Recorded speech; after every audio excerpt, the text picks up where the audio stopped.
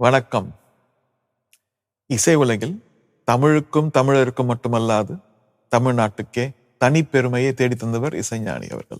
இமாலய சாதனையும் எளிமையும் ஒருங்கமைந்த மாமனிதரும் ஆவார்.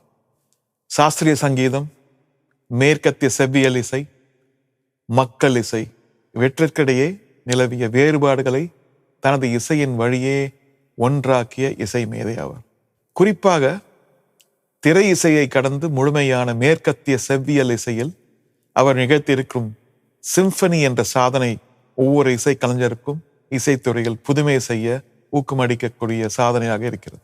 அவரை பார்த்து வளர்ந்த கலைஞன் என்பதில் எப்போதும் எனக்கு மட்டற்ற மகிழ்ச்சி உண்டு.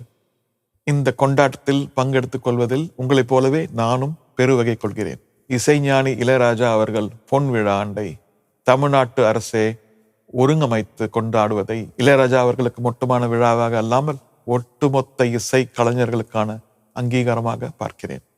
எல்லா புகழும் இறைவனுக்கு.